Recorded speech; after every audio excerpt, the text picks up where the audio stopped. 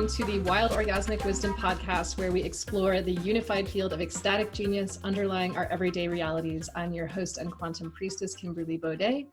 And my very special guest today is an award-winning actress and speaker performing with Transactors Improv Company, Canoe, and various other improv companies in North Carolina.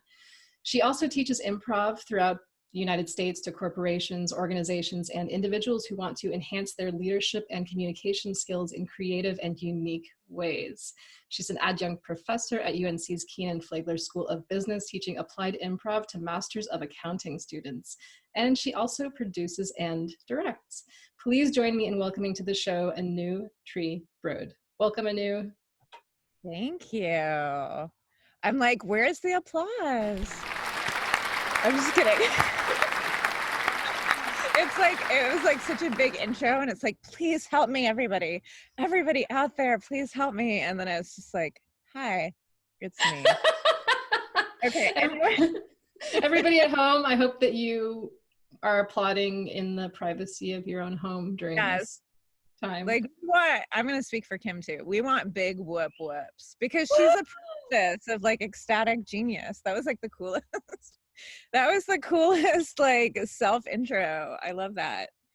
Thank you. Yeah, it's great when you can just give yourself whatever amazing title that you desire. Yes, because you speak the truth. So Anoo is a really good friend of mine who I've known, I guess now for over a decade, which is incredible. I think it's possibly even more than 10 years. Yeah. Maybe you're right. Maybe 11. Ooh, wow. So I'd love to ask you today, what's alive for you, especially during these crazy Corona times? Oh, damn. You just like jump into the deep end. That's usually like everyone's final question. You like took me off guard there. Okay. What's alive? Okay. What is alive for me is because the world has stopped right now. Really diving into a soul place. I think that's what I want to say. I feel like I'm a pretty soulful person and I live in a soulful way, but this pandemic has given me an opportunity to like live in a even more expanded way from a soul place. So what that means for me is I get to spend like usually 1 to 2 hours out in the woods barefoot every day. And before the pandemic, it was like about 20 to 30 minutes every day barefoot in the woods. So it's like a ritual I've had for a while. But man, so yesterday I did a Facebook Live from this pipe and in the middle of a river. So like, I'm just giving you a sample of what's alive for me. So we had a ton of rain and this creek turned into this rushing river. And I shimmied out onto this pipe with like straddling it with my legs. Wild orgasmic wisdom. No, there was none of that. And I just let my feet dangle into the cool river, which was like pushing me with its force. And it was about, 60 something degrees out. It was like kind of slightly chilly. And I just sat on a pipe and let my feet like be blessed and like caressed by the beautiful wild water. And I got to share it with the world. So it's like nature, but then it's like bringing this light that's coming through me and like sharing it with an audience. This is so cool. You're actually like really helping me articulate some things. Yeah. Bringing the light that's coming through me and then sharing it with an audience. That's like my jam. So whether I do it through performance in my everyday life or doing it like I just talked about, that feels like really alive for me. That is so good and just yummy. And I can't help but notice the contrast of like that time that you would normally spend in the woods. It sounds like would normally be pretty private or like with one other person maybe. And private. It's like, yeah, okay. So it's become this thing that you can, if you want to, I mean, you could have done that before, obviously, but it's almost like the pandemic has kind of like brought that possibility more to the surface. Does that feel Ah, true? yeah, that's interesting. I mean, you're just making me think of things in a new way. I hadn't thought about that. Yeah. Yeah. Yes, that feels true. Interesting. Yeah. What are some other ways that you think that this experience that we're having? Obviously, I want to acknowledge that there are people that are dying and people that are suffering. That's obviously happening. So I'm not trying to make light of a challenging situation. Like everybody's having a different experience right now. But what are, Yes. yes. So what do you think might be some other ways that this experience is changing us either as individuals or culturally? Like what do you think this is stirring up? I mean, it's like a really big question. And yeah, I don't want to deny anybody's suffering either. I guess from like a micro level, like people are suffering and people are doing their things. But then if you like pull back the lens, it just seems like to me, and we all have our own theories, the feeling I have about it, I guess it's a little bit hard to talk about because I'm always scared people are going to get mad at me for my thoughts. Um, I'm with you on that. oh my God. It's like, I'm not allowed to say my thoughts. I'm going to get crucified. I guess I feel like we're birthing a new world, and we have been birthing a new world, but this was like go time, like motherfucker, like birth, like Yeah. start doing like the, you know, because it's happening. And I guess also my feeling is that the world that we were in wasn't working, like it wasn't sustainable. And I speak from personal experience, struggling with chronic illness and anxiety and depression, and I certainly know I'm not alone in that kind of thing. I don't think the pace we've had set up works for most human beings, and maybe I'm projecting because it didn't work for me. Yeah. I mean, well, we might be sort of similar souls, and I can say that it doesn't work for me either, but I don't know. What do you guys think out there? Does it work for you? Yeah, does Yeah. it work for you? Like I'm certainly not like a naturally, well, I don't know. Like I'm a very fiery person. Like I have a lot of fire in my energy. And so I like to do everything quick, and I drive fast and I talk fast and I blah, blah, blah, blah. It's not like I'm like this, whoa, what's that? Like I can be that, um, but I'm like driving because I drive to the woods every day, and I'm like, oh, I don't have to speed. Mm. I don't have to speed. Where am I going? Like, what the hell am I speeding to and from? Like, there's nowhere to fucking go. It's like hilarious to me. I don't know. The police Yeah. aren't chasing you, or The police are not chasing me. There's no class I have to get to. There's no performance I have to get to. Like, what if I just drove slow? And then I was thinking about it. It was like, oh, but I don't want people to get annoyed with me. And like, there's just like this, oh my God, there's like a chronic static of like, hurry, hurry, hurry, so that other people aren't annoyed with me. mm. Yeah. Yeah. I don't want to be that That's annoying slow interesting. driver. Right. Yeah. But I kind of want to be that annoying slow driver now. I don't want to be that person. That's who I am. Okay, sorry, go ahead. Yeah, be that annoying slow driver you want to see in the world.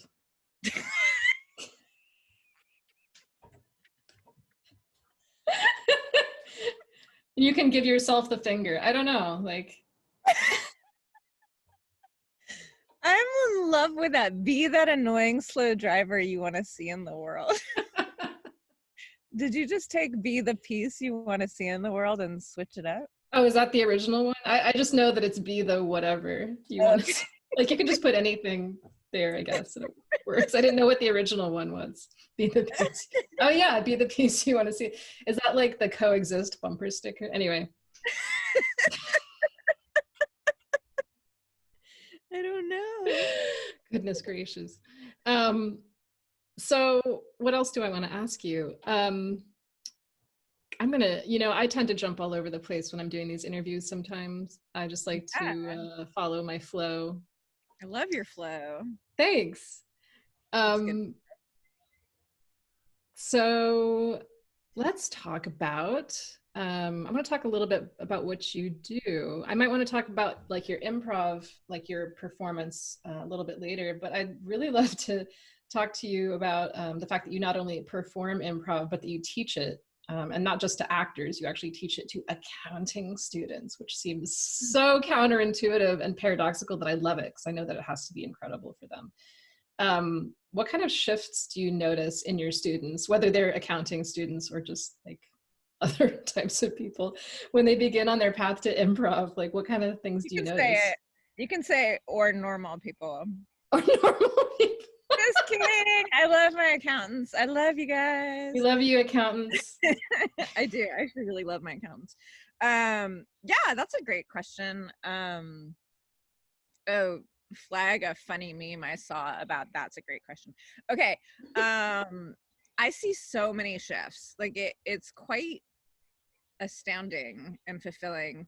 So like right now I'm teaching a class on Zoom, which is really fun because I have people from 7 different states. So now that we're, this is another, like, I don't want to be insensitive, but I kind of like the phrase perk of the pandemic, is that we're not local anymore. This is like, there is something global being birthed through all of this.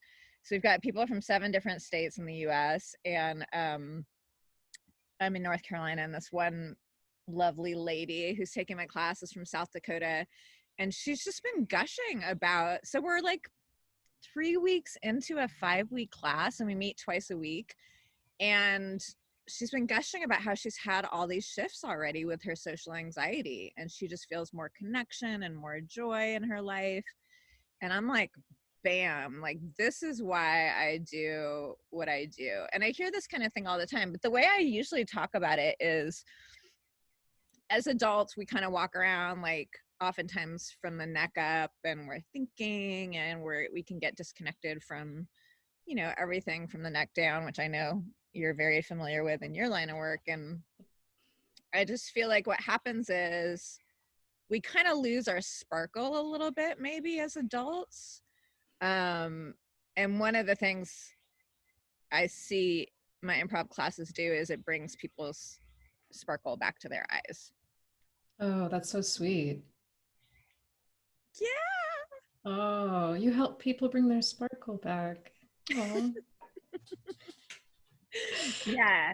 I mean, I have a good medium, improv. Like it's kind of perfect. It's perfect for me, but it's just a great medium to help people come alive again. That's beautiful. Yeah. And I really love how your work, that you are a really spiritual person, and that improv is kind of all tied in with your spirituality. Like there's not really a clear division between the two. It's like you're spiritual and you do improv, and it's all kind of part of the same world. Yeah. Thank you. Yeah. And like ordinarily, like I'm getting bolder as I'm growing, and as I'm going through this pandemic experience, I'm having a lot of internal shifts. But generally speaking, you know that about me because we're good friends, but I certainly don't advertise that. And I, even until recently, do try to hide that a lot, because I feel a lot of fear around admitting my weird beliefs. And but it's always inside of me. Like I say prayers before my class. I ask that everybody walk out of class at a higher vibration than when they came in.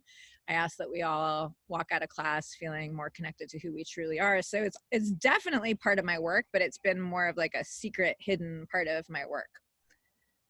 Yeah, that makes sense. I think a lot of us who are kind of woo, even if it's like a grounded woo, are used to sort of like covering up that light a little bit for certain situations. Yeah, there's I don't know if you know the teacher and author Rebecca Campbell, who's really cool. She wrote Light is the New Black. It's a really, really good book. But she talks about those of us who came to our spirituality earlier in life tend to have a big fear around coming out of the closet around it. Whereas those who come to it later are just like, cool, this is like this new thing that I'm discovering. And they don't have these layers of like shame and fear around it. And I was like, oh, that's really, really interesting. So I've had like decades of like hiding who I am and hiding my spirituality. It's not like this thing that I discovered when I was 30 or something like that. Yeah, I mean, that's something that I can relate to as well. Like, as somebody who has always felt really connected to spirit, even if I didn't have the language to call it that. Why do you think that is? Does it have to do with like cultural conditioning, or just like what our families reflect back to us? Like, why do you think it might be more acceptable to like come have some big awakening like later in life? I'm not sure. I mean, I guess just free-forming, like, I think we get, like, I'll take me, and I'm sure you can relate. Like, I have this thing and I see from my little sensitive eyes that it's not celebrated and it's not rewarded as a younger person. And it's ridiculed and made fun of. Yes, definitely from my family personally, and then also on a grander scale societally. And so I learned to hide, at that time. And then I just develop a habit of like shame and hiding. Whereas somebody who just discovers it later is just like, they haven't learned that shame and that hiding. They're just like, oh, this is, and maybe they were even the ones who were, this is where, like, this is the burn, baby. And let me know what you think about this. Like, these people who were rid of fucking cueling us are now like, I discovered this great fucking thing called spirituality. And like, I'm super into like yoga and like parallel universes and quantum shit. And I'm like, motherfucker, you're the one who I'm like hiding my own spirituality because of you. Okay, a little bit of anger there. Feeling it, yeah. Feeling the desire behind that anger, which is like, let me be free of shame. Like, let me have my deep connection. Let it be celebrated in society like it should have been celebrated, obviously, when you were young. Mm-hmm. Yeah, and that seems to happen with a lot of stuff. Like, geek culture, nerd culture has become like super cool now, whereas like these are the people, and myself included, who were kind of like low on the totem pole socially, back in the day. That's interesting. Yeah, so like, why, I don't know if you have some thoughts on this. Why do you think spirituality and like woo woo stuff is ridiculed in a lot of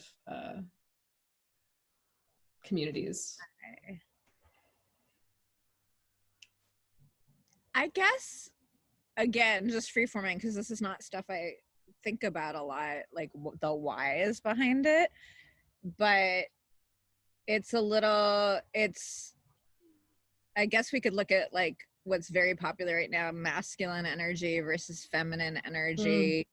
Woo tends to be more in the feminine energy, and our culture has celebrated the masculine energy. Can you prove it? mm. Is it logical? Can you prove it? If it exists in, intuition or from your senses or from any of these other realms, then we're going to squash it.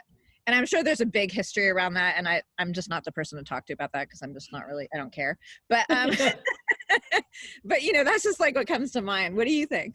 Yeah, I love your honesty. Yeah, it's like there's no point in talking about something that's like not interesting to you. I feel the same way.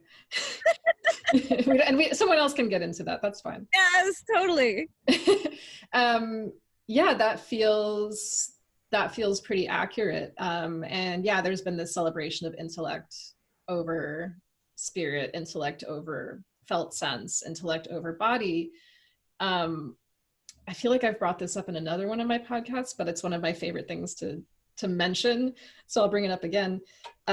Just the fact, I love science. I'll just preface this by saying, like, I love science. Like, I'm Yeah. really like science geeky person. I love, researching and studying scientifically. But what I find interesting is like this hard line that some people seem to express between like, okay, here's science, and then here's like woo-woo spirituality stuff. And it's like, you can't prove, the spiritual experience you had. It's like, it can't be replicated. So therefore it's unscientific. And therefore, like, we're not gonna consider it as fact or truth or whatever. But what I find interesting is that this concept of objectivity versus subjectivity, like, science is supposed to be objective. It's like, okay, we can repeat the experiment and you're going to get the same result as I did, you know, supposedly. It doesn't always happen that way. But it's like we can never remove ourselves from the human experience. We can't exit our bodies and be like, I'm going to conduct this experiment from the perspective of God knows what. So it's like even hard sciences are still at the mercy of the human instrument. Like you can't remove yourself. And so for me, that's the biggest indicator that the hard sciences and the soft sciences are on this spectrum. And like, yeah, science and spirituality are, they're like cut from the same cloth. Like spirituality is practical, it is rational. So yeah, that's like my little soap. Yeah, that's super cool. Well, I think you're definitely somebody to talk about that kind of thing, since you have the bridge between, you've always had the passion for both, and you have just a really cool perspective and a way to articulate it that I'm sure a lot of people would find really, really interesting. I do want to, I guess there's a thought that I have, which is I'm also coming into a new phase of my life where I've talked to you about this personally, but I'm very also allergic to spiritual bullshit. So I'm such a deeply, deeply spiritual person, and I've been on this path for such a long time that I'm beginning to see the ways that I've been wounded by my spiritual trainings. And so I don't know, it's just like a really cool phase of like taking the stuff that's truly, truly mine and really just like flipping the other stuff the fuck off. I hope, like, I know I'm swearing a lot on your podcast. That's great. It's fine. Yeah, we welcome it. Okay, I should have asked you first. Yeah, I figured you would be like a good person to swear around. But anyway, yeah, so I think, yeah, there's a lot about spirituality that's pretty toxic. And so I just want to kind of like put that out there as well. Yes, totally agree. Do you want to talk a little bit more about the difference between like helpful spirituality and toxic spirituality? I do, but I get like, this is where it gets like tricky territory for me. You can edit this out. Okay, yeah, we'll see if this makes it to the final cut. So I think one of the biggest ways that I've been burned, and it has been very toxic for me, is talking about you're in your story. There's a big phrase in spirituality, you're in your story. And there has been one thing that has helped me heal more than anything on the planet, and that is to tell my story and to have my story be heard. And I shut the fuck up my whole life because I didn't want people telling me I was in my fucking story. And I got burned by a few people when I started to try to open up to them, you know, you're in your story. And I believe, like, author and therapist Jeff Brown says, like, we don't want to bypass our story. We need to get deep into our story. We need to like really let our story have our way with us. We have to like completely own our story. There's no way around it. But I've certainly spiritually bypassed, and I see other people doing it, and I think it's toxic, and I'm just going to call it what it is. I think it's toxic. Yeah, I know what you're talking about. It's like when you don't have permission to tell your story, to have the other person or whatever community, whoever you're in front of, say, I hear you deeply. It's like, even if the other person can't fully put themselves in your shoes, like even if they're having a hard time like empathizing, just to be heard, yes, is so powerful. And that's what transforms the story. It seems. That is what transforms the story. That is exactly what transforms the story.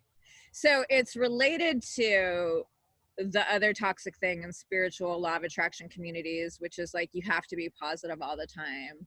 And I just see people, including myself, although I'm coming out the other end, beating ourselves up when we're not in a certain mood or a certain frame of mind. And how fucking, you want to talk about oppression? That's oppression right there. That's masculine energy right there. And I don't mean masculine like male, female. Like, I mean like the patriarchy going, you have to be this one certain way. Whereas feminine energy, from what I understand, is like fucking, both of us have the word wild in our title of what we do.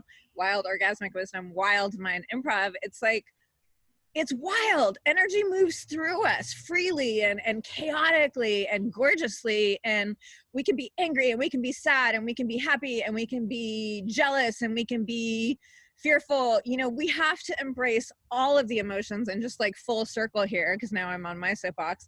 That's one of the gifts that improv gives individuals, whether you're a professional performer or you're taking classes. Is like, when you come into my class, you have a space where you can express all of the emotions. And even if it's through a character and not through you, quote unquote, you get the place to let those things out. The society has said, you're not supposed to do that because you're supposed to be a happy little girl and you're supposed to be a good little girl and you're supposed to be a nice boy and you're supposed to be a this. Like, it's men and women both. We get the fuck wounded out of us by all these messages about how we should be. Fuck yeah.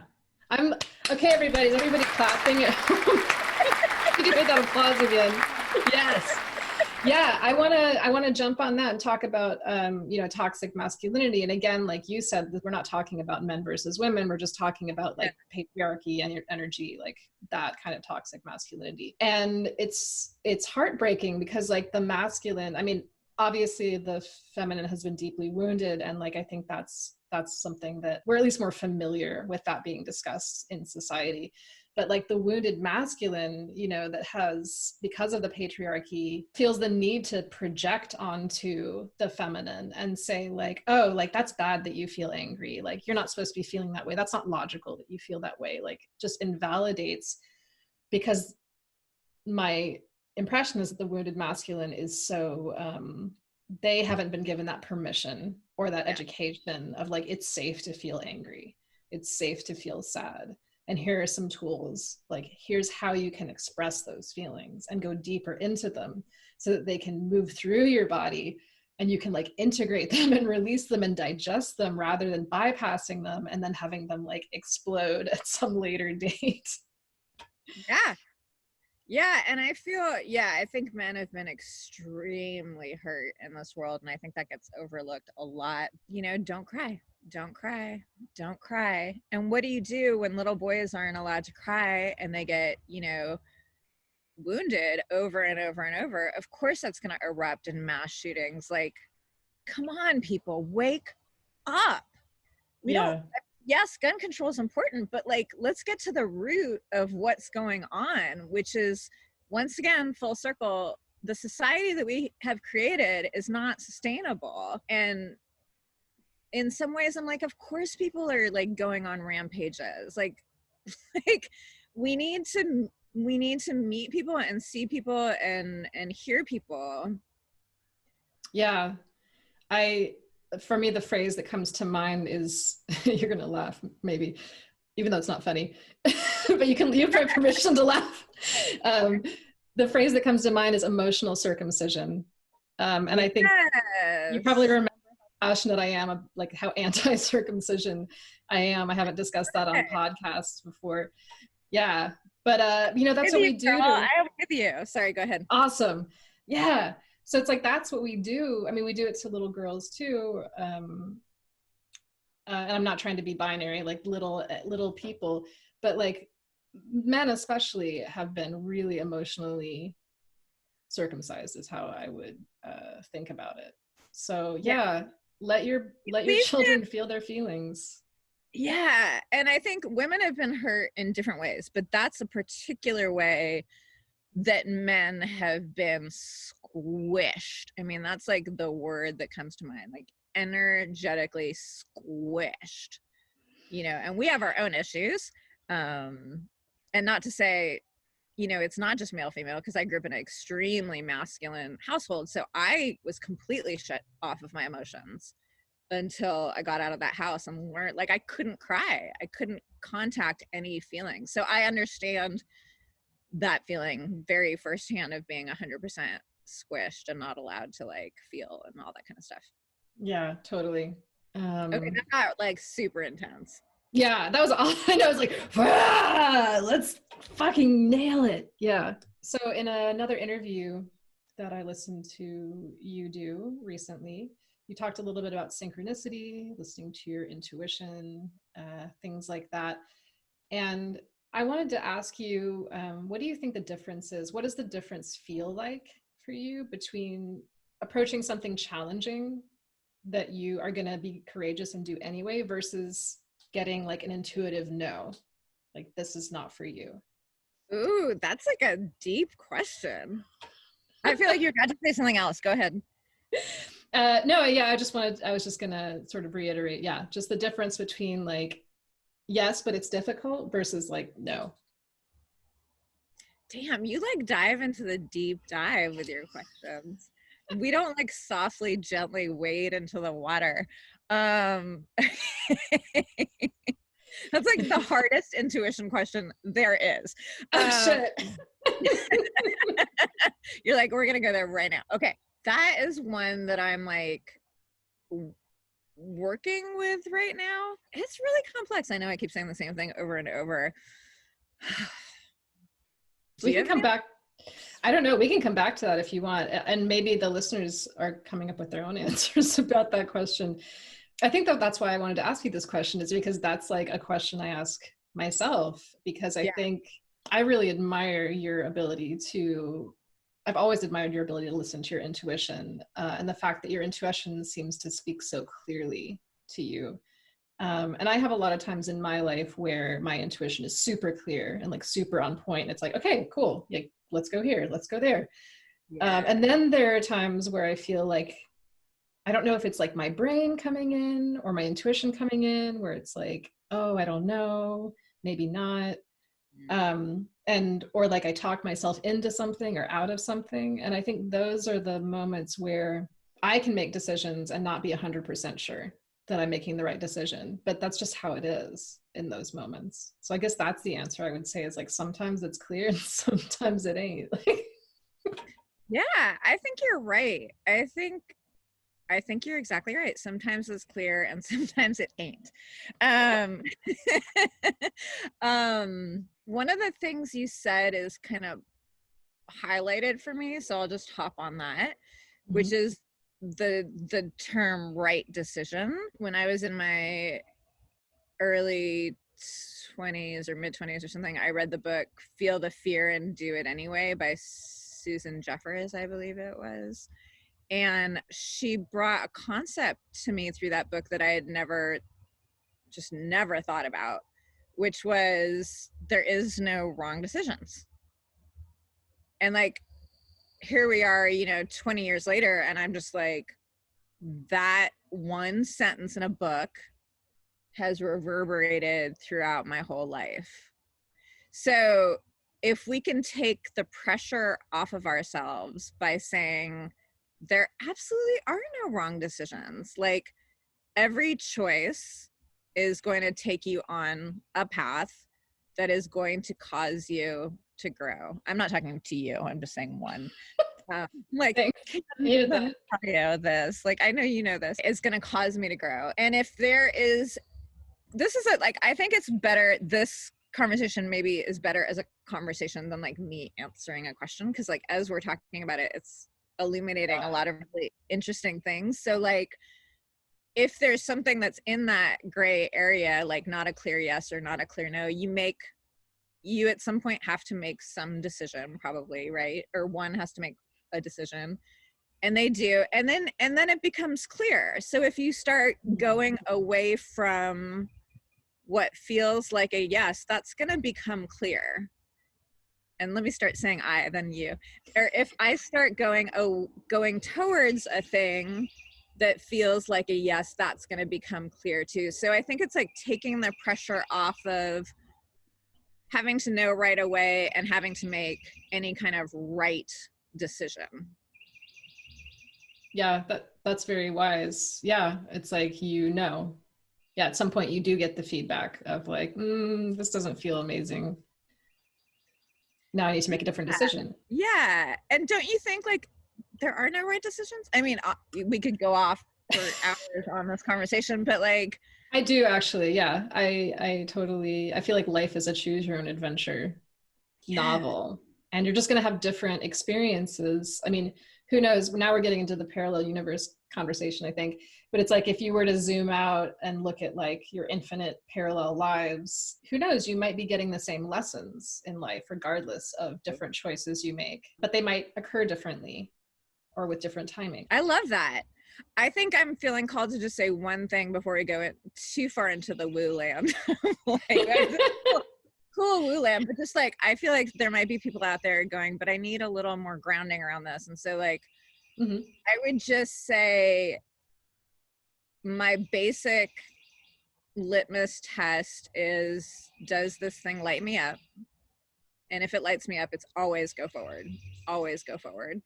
Does it give me a feeling of being constricted or dark or heavy? That's my version of a no. So you got to find, one has to find their own, how their body speaks to them about what a yes is and what a no is. And then when you get into that challenging place of like, is this resistance? Is this the more you start practicing in the clear ways, in the little ways, the more that stuff just kind of happens. Like I've found that like the more I follow my intuition, because I've been practicing it for a good long while, it's like my body kind of has taken over in a lot of ways. And so like I had a circumstance, I didn't want to do something recently. I was scared to do it and I didn't want to do it. And I'm kind of in this phase during the quarantine where I'm not doing anything I don't want to do.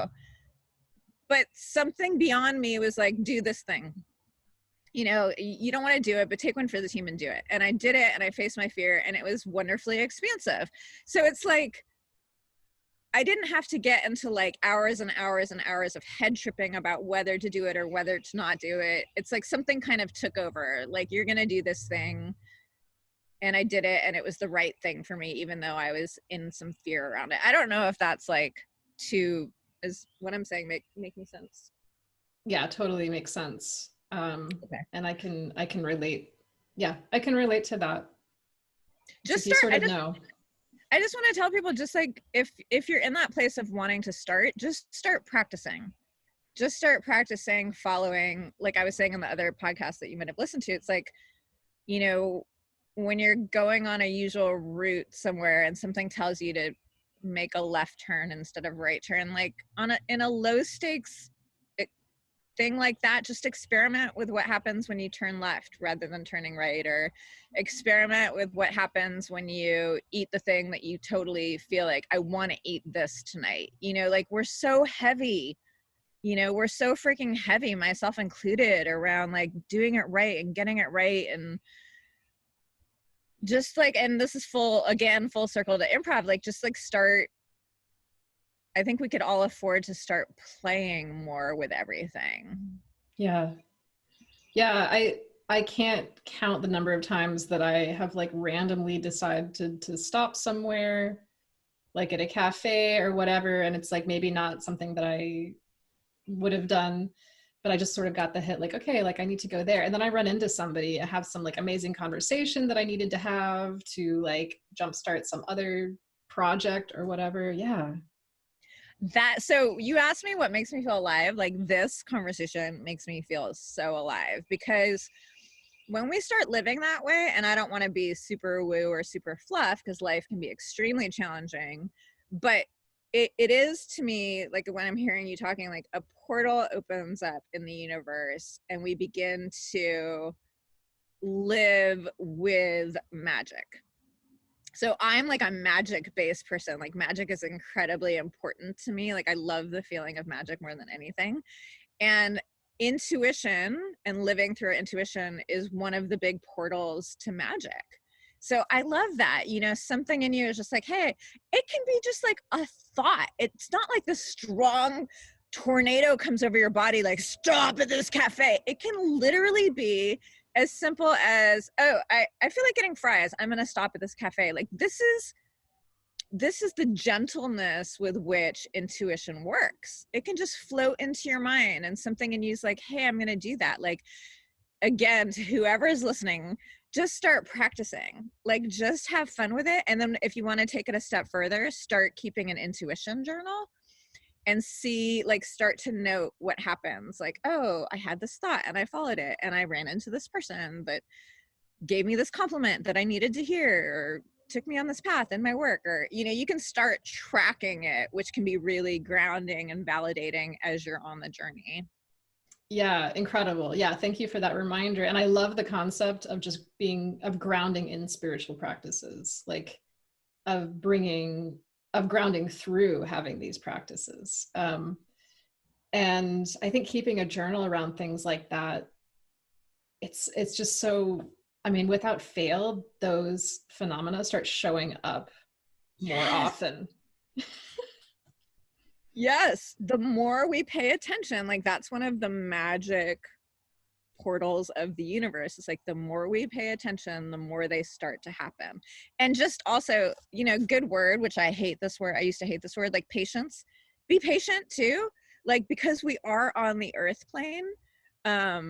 You know, the ungrounded in us wants things to happen right away and wants the magic, and I want to feel the magic. I went into the woods and I didn't feel the magic, so I'm not going to go in the woods anymore. And you know, it's like, motherfucker, like, you're on the earth plane, like things take time. I'm talking to myself when I say motherfucker.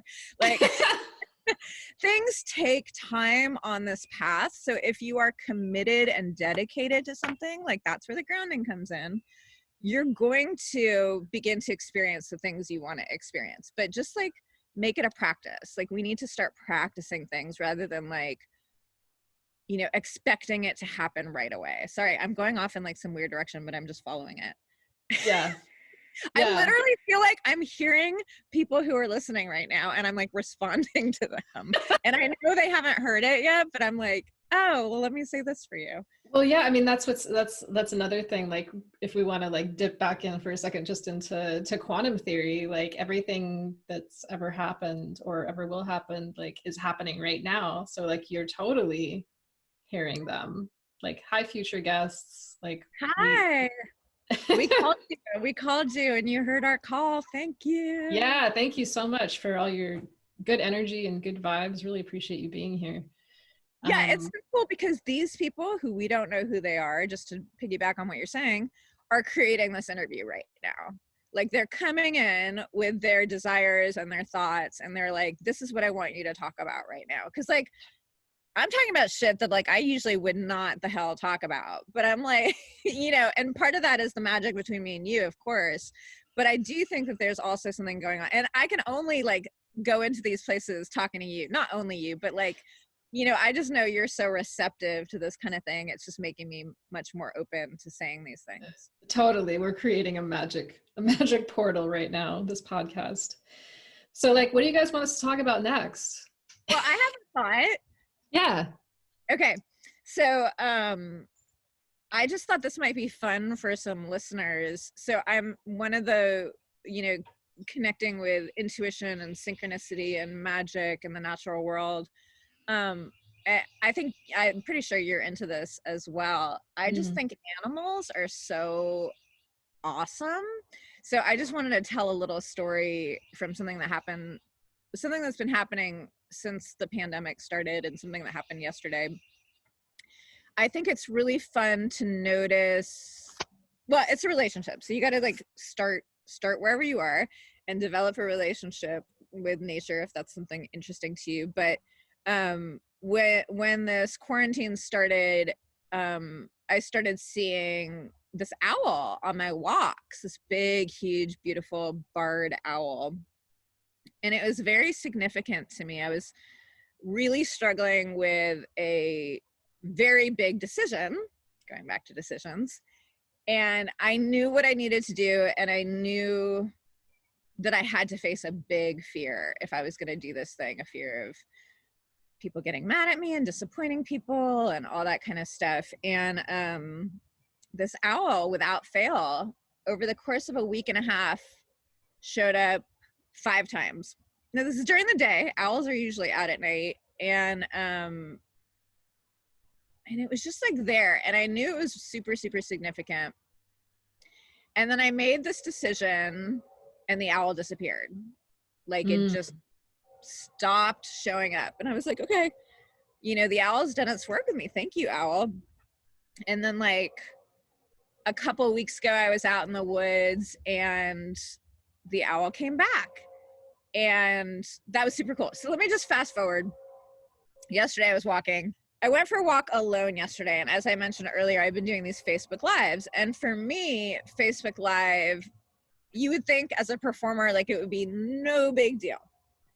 But it's totally an edge for me of like, who wants to watch me? And how dare I think I should like take time to talk and anyone would want to tune in, and like just a lot of my own personal edges have come up, and I've been doing them with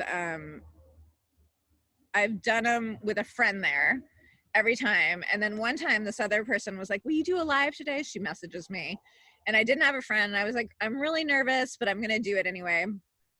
She encouraged me, and so I did the live. So yesterday, after I had shimmied across my pipe, I was like, this would be the coolest place to do a live on the way back.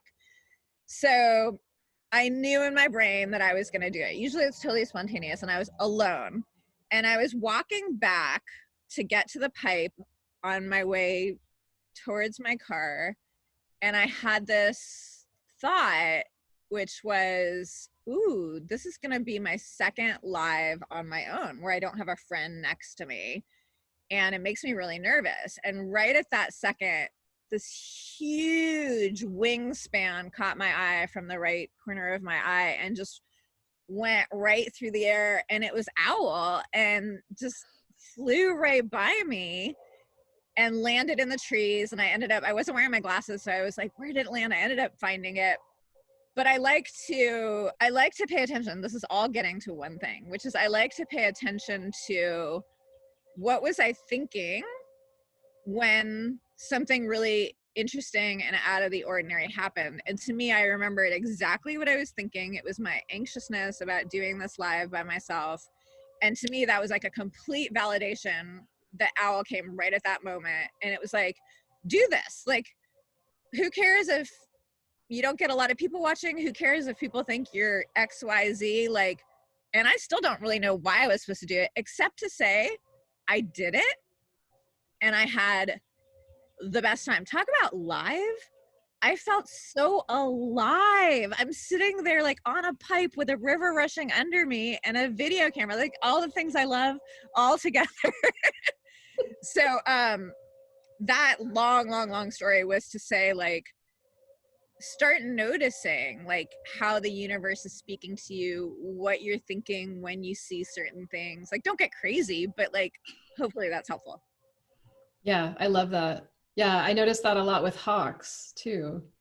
Yes. That's like my personal, like I get really excited when I'm like only having a thought and the hawk will be like up. And sometimes it's when I'm having like a really negative thought. Sometimes it's when I'm having like a really like, you know, an epiphany. I love that.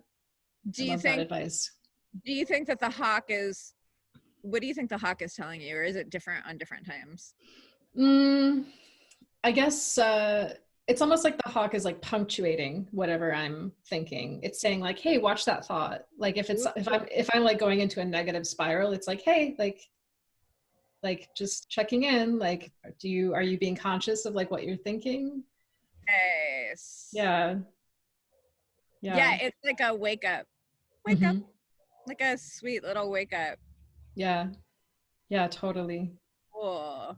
Yeah, animals are incredible. They're just like, it's like the part of ourselves that has become subconscious. Like they're just like living it is kind of how it feels.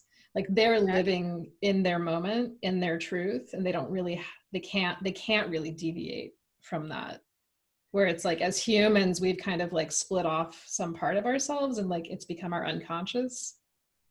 Oh. I don't know. That just came into my mind. I have never had that thought before. So. You're like freaking like connected to some shit. You're like fucking channeling some star being shit right now. It's like awesome. It's like it's being in presence with you as well that like activates. I think we activate each other. Yeah. So that's awesome. So I want to share with our listeners just that Anoo and I actually met doing a theater piece together. Yes. And it's just kind of funny that we are able, you know, that we have these like deep conversations and we talk about a lot of spiritual stuff, because in this theater piece, Anoo was playing Mary, Mother of Jesus, and I was playing Jesus's secret gay twin half sister. So it's just really interesting.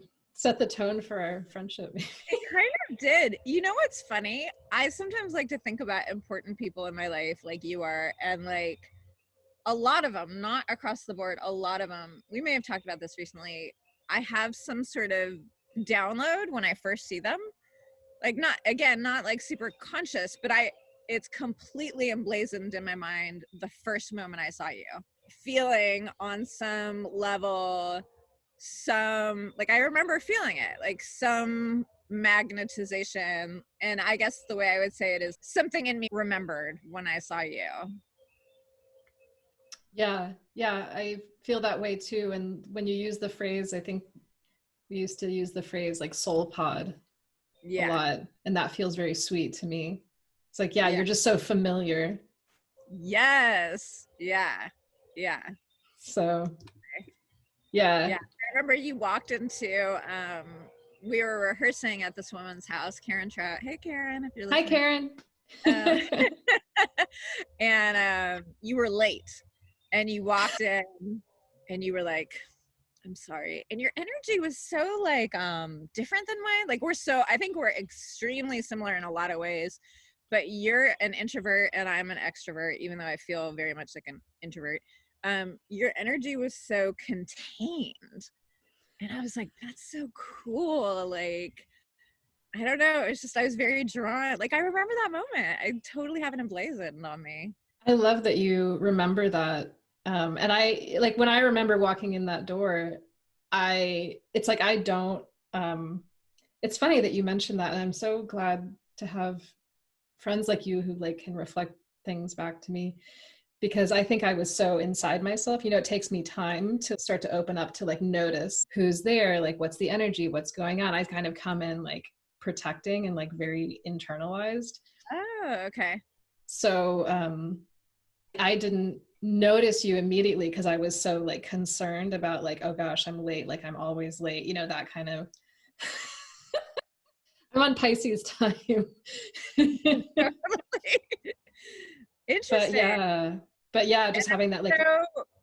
So let's like take that and like connect it. Can I say something? Please. So back to some of the toxic stuff around spirituality is like, you have to be in a high vibe all the time. You have to be feeling good. You have to be feeling great. And here you were maybe feeling a little bit, you used some words. I can't remember what you said. Like just feeling a little bit guilty or something. I don't know. What were you feeling?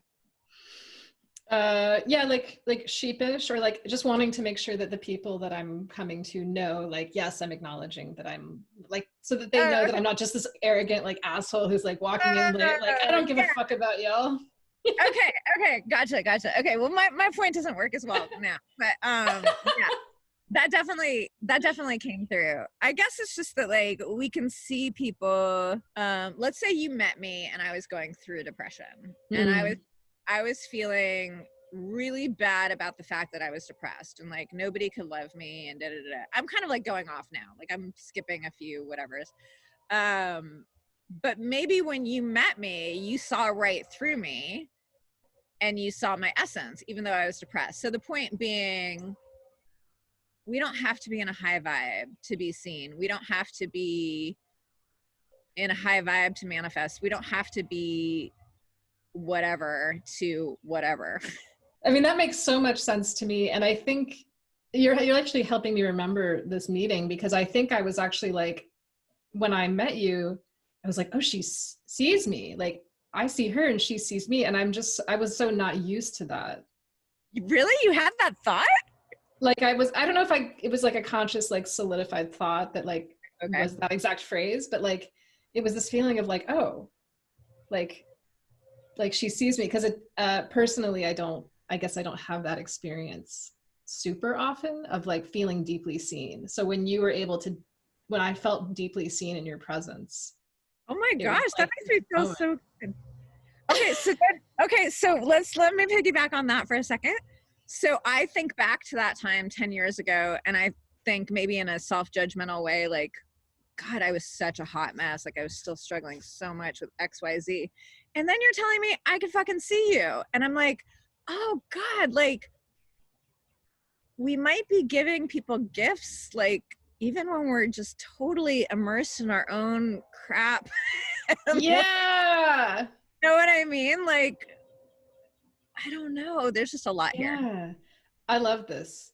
I love this. So it's like, I feel like what's coming is like, never doubt your power to change people's lives for the better, even if you like feel totally worthless, even if you're like at your worst and you like don't know what you're doing.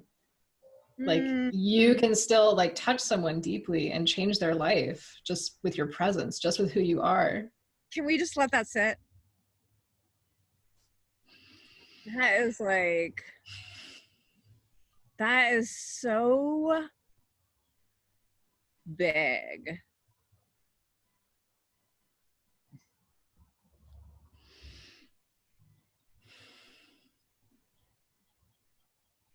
It's really healing. Oh my God. Are we like, I'm crying. It's so big. That's like the message of the day. That's a really beautiful message. And I hope that if you're listening, that you can really receive that deeply, that you're a gift and that your presence is a gift. And even if you don't feel your best right now, like we need you, like you're here for a reason. Yeah, and I'm going to piggyback on that with this like deep soul conversation to say that, yeah, you are here. If you cannot see it right now, it's totally fine. You are completely here for a reason. Your presence here is not an accident. You've made it this far and you're needed.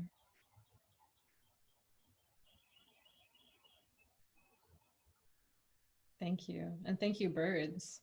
The birds sound amazing where you are. That's awesome. God, this is like the most different freaking interview. Like, I just love that we just let it go where the hell ever. Sorry, you're probably needing to do some stuff. No, that's fine. I did want to ask, how does an improv class change when it's over Zoom versus like an in-person improv class? Like, what's that experience like for somebody taking an improv class on Zoom? Yeah, it's been really, really interesting. I was kind of expressing this to somebody I saw yesterday. So it's very different. But what's interesting to me, and I know you'll understand this, is the feeling is the same. So obviously there's so much that we have to kind of like tweak and create when it's online. I mean, there's a lot that you actually, I'm actually shocked by how much you can actually do online, like how many of the exercises and games, and you have to kind of tweak them a little bit. So I'm on a learning curve with that. But what is delightful to me is what I just said a second ago, which is the feeling is the same. The feeling of joy and fun and connecting with other people and playing and expanding ourselves. It really does translate onto Zoom. It just really does, because everything's energy and intention. So if we have that energy and intention, it doesn't really matter if we're in person versus online. And I think I said this earlier, but the super cool thing is now location doesn't have to hinder us. You know, we can people all over the world in one location, which is cool. But I guess one of the challenges, one of the things that I want to work with figuring out is improv is pretty physical. And I don't mean like you're sweating up a storm physical, but I mean, it's the way I teach it and the way I do it is very body based.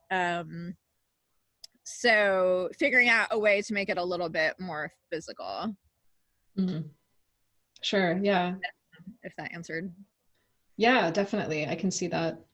And so I asked this question a little bit differently earlier, but how do you see that improv translates into real life and vice versa? Like, what have you noticed in yourself? Like, what's the What's the impact of having an improv practice or doing improv? Yeah, I mean, it's such a fun question, and I could literally talk for hours on this, but self-confidence is like a really big thing that improv helps people with, including myself. I haven't mentioned this yet, but I used to have very, very extreme social anxiety. So I've worked on that in a variety of different ways in my life, but having the practice almost daily for me at this point of improv has really helped my confidence, because in improv you learn that when you're on stage you have to 100% commit to everything. Like you have to be in whatever you're doing 100%. And that is self-confidence. Like you can have all your fears, you can have all your doubts, but you can go back and think about them later. They can't be in the driver's seat when you're performing. So improv really helps people to become more self-confident. It's such a great practice for learning to be flexible and be able to pivot in your life a lot easier. I kind of wonder if I've adjusted to quarantine so easily because of my improv practice. It's like, oh, this is what's happening now. Okay, let's do this. Like, it just trains you to kind of pivot to whatever is happening in the moment and opening yourself up to that thing. So it's really a practice of being in the present moment. It's one thing. Another thing is, we talked about this earlier, although maybe it'll be later depending on when you edit. Full emotional expression, like moving from, kind of being adults who, and I've taught adults, teens, and kids, but like people who are stifled in an adult box, and going back to that childlike reality where we have access to a full emotional range. And improv really is about, and I say this in my classes a lot, going back into the child's mind. You have to keep it simple. There's no room in improv for like getting super twisted on yourself and complex, and like keep it simple, keep it simple, keep it simple. We use our imaginations the way, a lot of us did when we were kids, and we have full emotional expression. So, like I said, I could talk about this for hours, but those are just like a few things that come to mind about the essence of what improv can give someone as they take it out into their own life. I love that. Wow, it's really powerful practice. And it reminds me in some ways of like what practicing yoga brings to like a daily life. Like you just get better at dealing with shit because you're sitting in a yoga pose, holding a difficult pose and learning how to breathe through it. And so it sounds like improv is kind of similar, like being able to pivot, make a different choice when life shows up differently. I've actually started saying that. It's funny that you just said that. I've started saying to people that I'm starting to see improv more like yoga, in that it's a practice. And you can take a workshop and you can have a great time and you can have a transformation from that one workshop. But if it's a practice that you commit to for, once a week for a few months, or once a week for a year, or once a week for a lifetime, or every day for a lifetime, like whatever, however it fits into your world, you're going to see more benefits in the same way that somebody who practices yoga begins to see more benefits, begins to integrate the lessons and use them in their daily life. Cool. I love that. Do you do private lessons as well, or do you mainly do group classes? I do coaching, like one-on-one coaching. Yeah. So whatever someone's wanting to work on, whether it's, some people come to me when I had somebody recently reach out to me because she's nervous in interviews, and she's like, I just want to be more human in interviews and like make a better impression. So we would work that out. Or people who are working on, a speech, or just individually something in your life, one-on-one coaching with confidence. So yes, I do one-on-one. Cool. Yeah. So I did want to, I know that this interview, it's like incredible, just keeps going, but I want to be respectful of your time as well. So just thinking of, I mean, it's incredible what you've done. You've built a business off of this, this practice and this passion and this joy that you have with improv. And I think it's amazing that you're teaching accounting students, and I'm just curious, like, was that an easy transition for you to kind of like monetize this more and more? I don't know if that's the word I want to use. Like, was it an easy transition for you to kind of build this into your successful business? That's such a fun question. Super, super fun. Oh, remind me, I have to get back to the meme about good question. Okay. Yes, I was thinking about it. Um, so grounded's the word. If a person, I gotta stop saying you, I'm just gonna say you.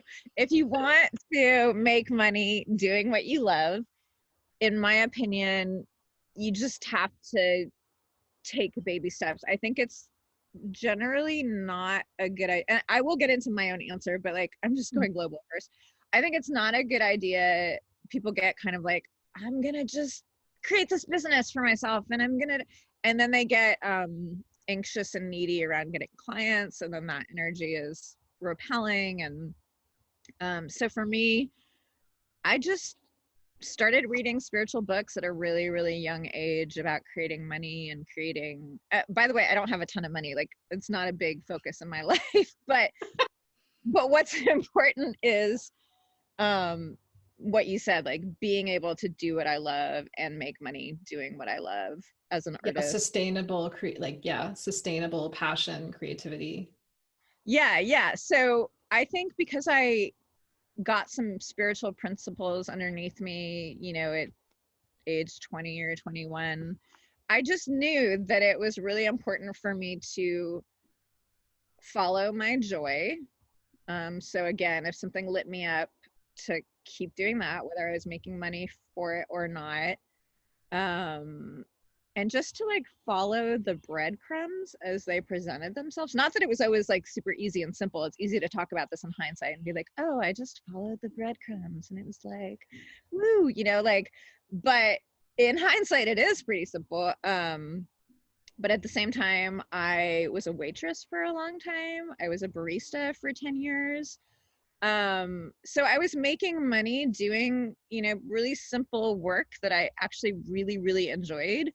While at the same time, joining a professional improv company, and then, the store opened to teach and the store opened. So it was like, it was very organic for me. I tried to keep it as organic as possible. Let's see. What was your question again? Yeah, just if it sounds like you just kind of took it one step at a time. I was just kind of Yeah. wondering if that was like an easy transition. Because yeah, I just kind of watched you like become more and more successful and more like kind of actively sustainable inside your passion and inside improv. And I just thought it was really cool that you Oh, were able to do that. Yeah. thank you. Yeah, I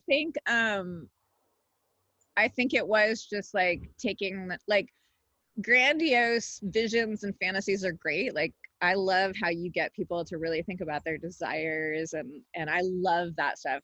It's fantastic. So have your huge visions, and then just like, what's the next step?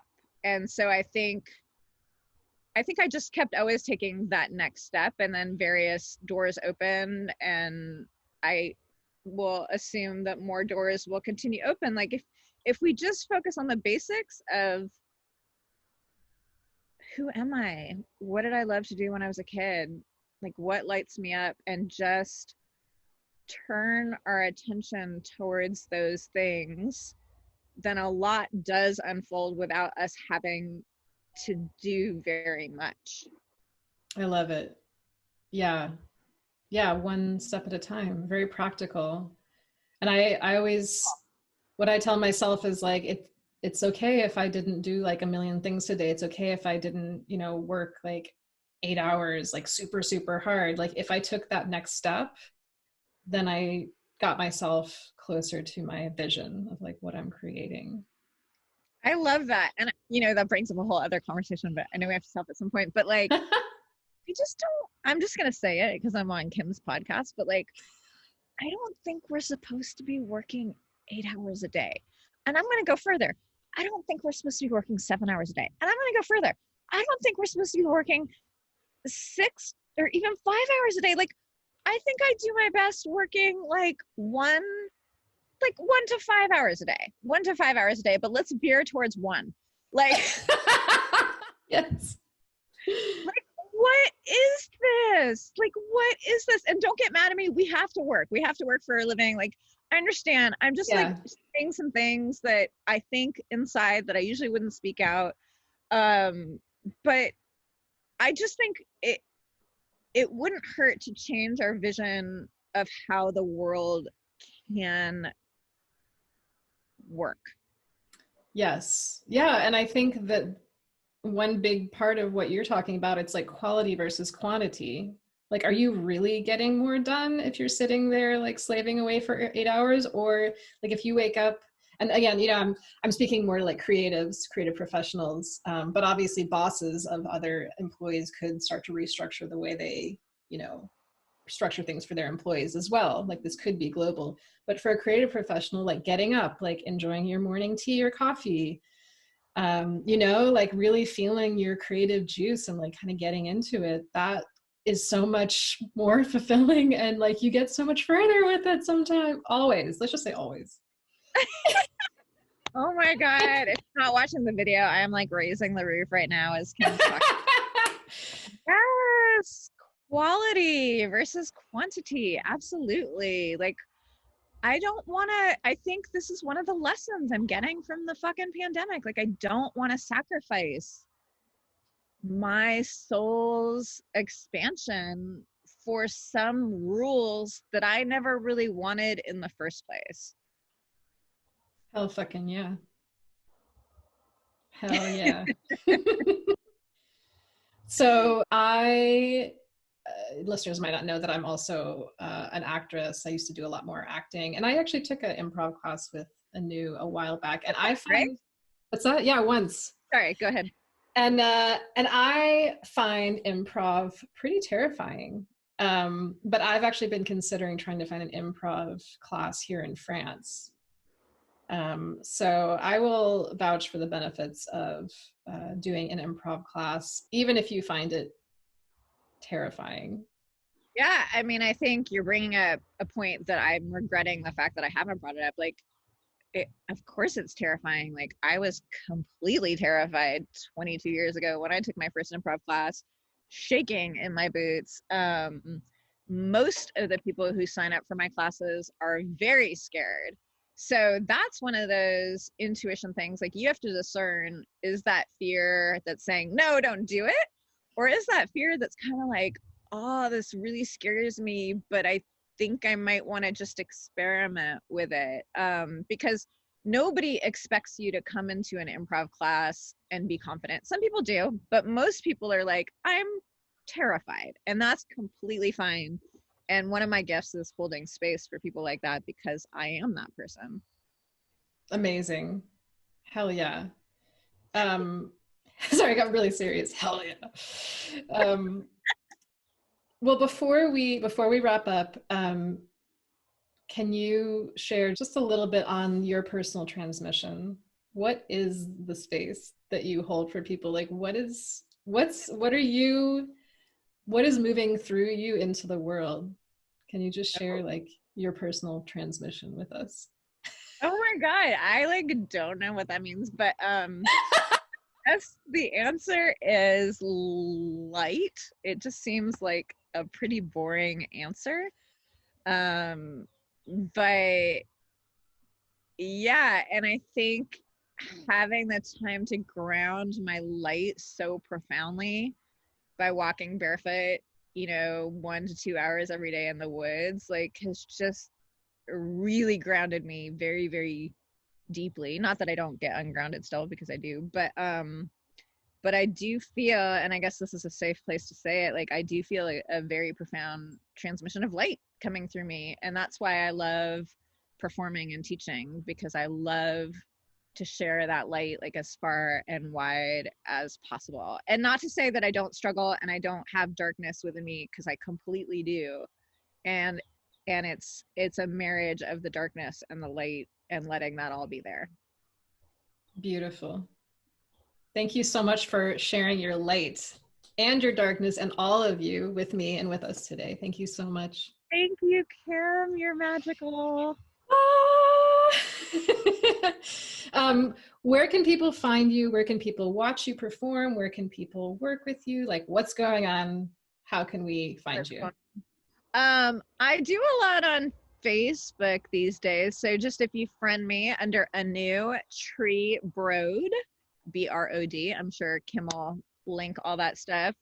Then I have a page called Wild Mind Improv on Facebook, and then Instagram, Anoo Tree B_Wild Mind Improv. So that's pretty much where you can find information about my classes. You know, email me, whatever. I'm happy to talk.